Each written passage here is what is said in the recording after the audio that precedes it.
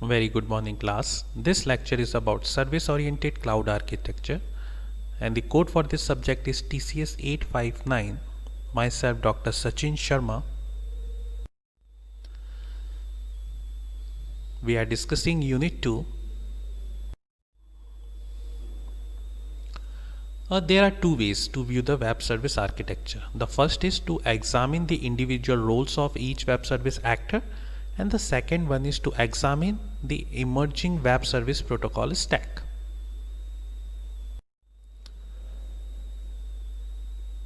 There are three major roles within the web service architecture: service provider, service requester, and service registry. What is the role of service provider? The service provider implements a service and makes it available on the internet. What is the role of service requester? The requester utilizes an existing web service by opening a network connection and sending an XML request.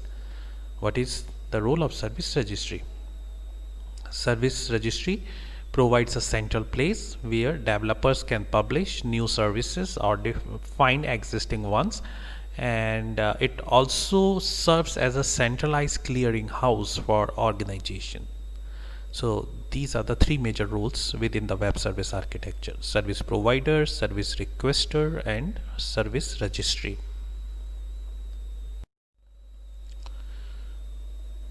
Web service protocol stack.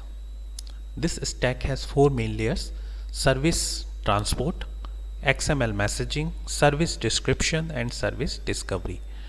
Service transport. This layer is responsible for transporting messages between applications, and this layer includes HTTP, SMTP, FTP, and BEEP, which represent Blocks Extensible Exchange Protocol.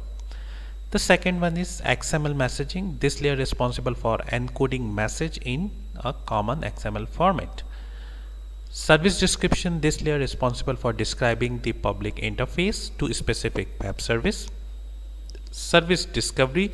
This layer is responsible for centralizing service into common registry and providing easy publish and find functionality. For XML messaging, XML RPC and SOAP includes. For service description, WSDL handle that layer. Service discovery, UDDI handle this.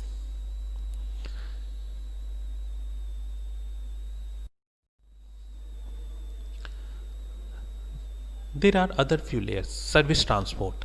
That's the bottom of web service protocol stack, and this layer is responsible for actually transporting XML message between two computers.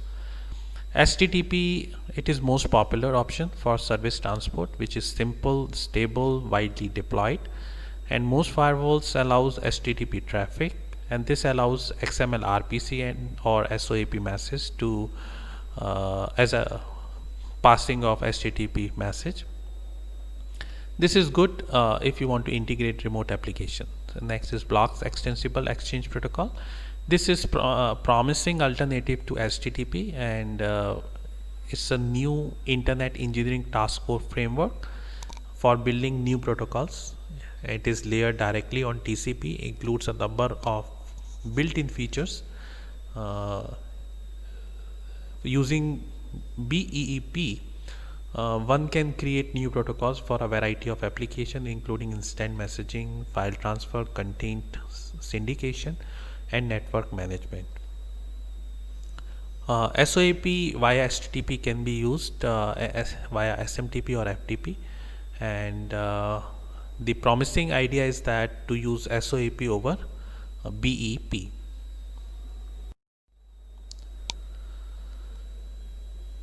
Over the past few years, three primary technology have emerged as worldwide standard that make up the core of today's web service technology, and these technologies are XML RPC, which is the simplest XML based protocol. XML RPC is a simple protocol that use XML message to perform RPC. Requests are encoded in XML and sent by HTTP post. XML response are embedded in the body of the HTTP response. XML RPC is platform independent. XML RPC allows diverse application to communicate. A Java client can speak XML RPC to a Perl server, and that's the easiest way to get started with web services.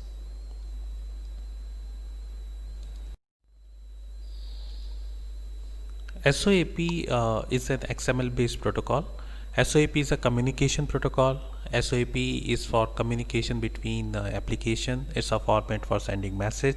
It's designed to communicate via internet. It's a platform independent. It's language independent. It's simple and extensible. It allows user to get around firewalls. It will be developed as a W3C standards. UDDI is XML based standard for describing, publishing and finding web service. It's for universal description, discovery and integration. It's for distributed registry for web service. It's platform which is independent and open. It can communicate via SOAP, CORB and Java RMI protocol. It uses WSDL to describe interface to web service. It's seen with SOAP and WSDL. It's an open industry initiative enabling business to discover each other and define how they interact over the internet.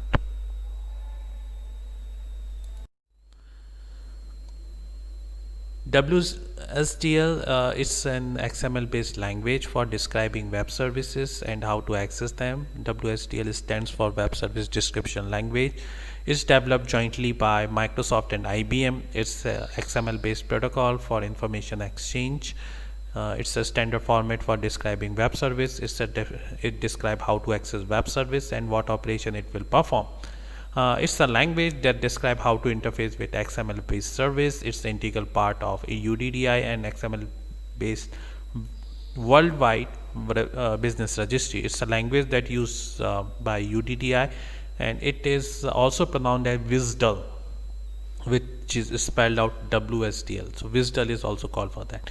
So these are the brief introduction about web services and what are the protocols used and what are the features of those protocols, those standards, and that helps web services, and why that web service is so popular, what are the benefits, what are the characteristics, what are the features, and also the why do we use a specific protocol and what are the advantage of those protocols. All those things we discussed so far. So that's it for the day. I hope you have enjoyed the lecture. Thank you.